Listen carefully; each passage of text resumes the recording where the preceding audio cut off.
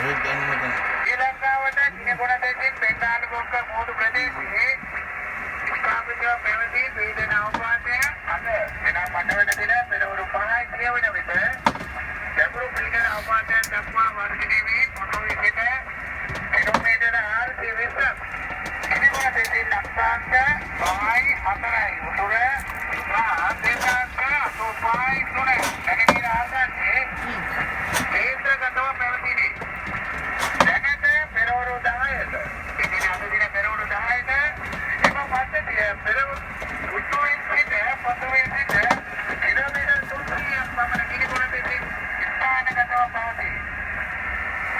එම පද්ධතිය නිම දින බෙන්ගාල බොක්ක හරහා වටහිරට බලව වායු දෙකක ගමන් කර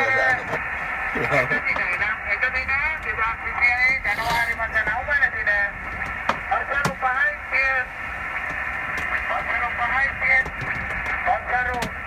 11යි එදින හවස 5යි රාත්‍රී 11යි අතර කාලය තුල ආපන්තොට සහ කල්මුඩේ අතරින් ශ්‍රී ලංකා වෙනුවෙන් තීරණය ඇතුළු වීමට බොහෝ දුරට ශ්‍රී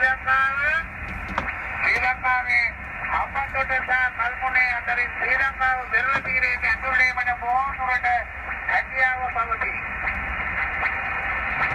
එම බලපෑම හේතුවෙන් ගොඩබිමට එක තියෙන්නේ ගොඩබිමට ඒක අවශ්‍ය නැහැ වුණොත් ඒක අවශ්‍ය නැහැ ලෝකවල.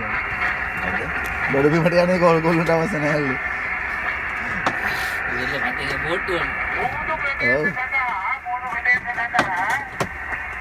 මොහොත ප්‍රදේශ සඳහා අනුගමනය කළ යුතු ක්‍රියාමාර්ග නැවත දැනුම් දෙන තුරු දිවයින වටාවන ගැඹුරු සහ නුගපුරු මොහොත ප්‍රදේශවල ජීවනසා නාවික කටයුතුවලින් වැළකී සිටින ලෙස දැනුම් දෙනු ලැබේ.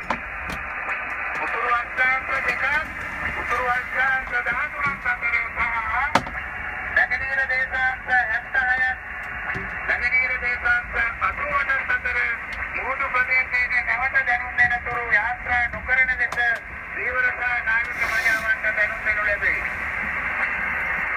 ඊළඟ මේක අනුගමනය කළ යුතු දෙවැනි දැනට මෙම මොහොත ප්‍රදේශවල තීව්‍ර කටයුතු වල යෙදී සිටින පිරිස ගොඩබිමට වූ ආරක්ෂිත ස්ථානයක් වෙත පැමිණෙන ලෙස දක්වා සිටිනු ලැබේ. මේ සම්බන්ධයෙන් මාළුමුණ විද්‍යා දෙපාර්තමේන්තුව විසින් නිකුත් කරන ලබන අනාවැකි සංස්කරණ පිළිබඳ තීව්‍රතා නාවික ප්‍රජාව අවධානයෙන් පසුවන ලෙස ඉල්ලා සිටිනු ලැබේ. පද්ධතියේ හැසිරීම පිළිබඳ මාළුමුණ විද්‍යා දෙපාර්තමේන්තුව නිරන්තර අවධානයෙන් සිටී. මේ සම්බන්ධයෙන් මාළුමුණ විද්‍යා දෙපාර්තමේන්තුව විසින් නිකුත් කරන ලබන ඉදිරි මාළුමුණ අනාවැකි සංස්කරණ පිළිබඳ අවධානයෙන් පසුවන ලෙස මහජනතාවගෙන් ඉල්ලා සිටිනු ලැබේ. පණිවිඩය එපමණයි දිනගොඩ දිග බෙන්ගාල බොක්ක මෝඩු ප්‍රදේශයේ පවතින ගැඹුරු පීඩන අවපාතය පිළිබඳ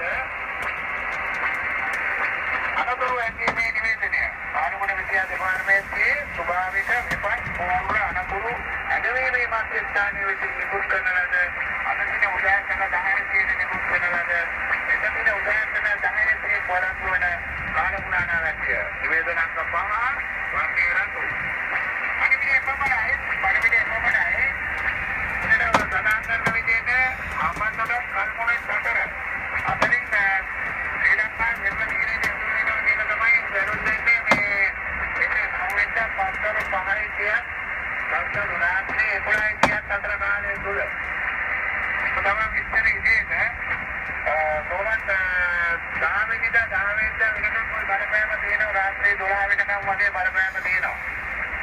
ඊපස්සේ ටිකක් අඩු වෙලා යනවා.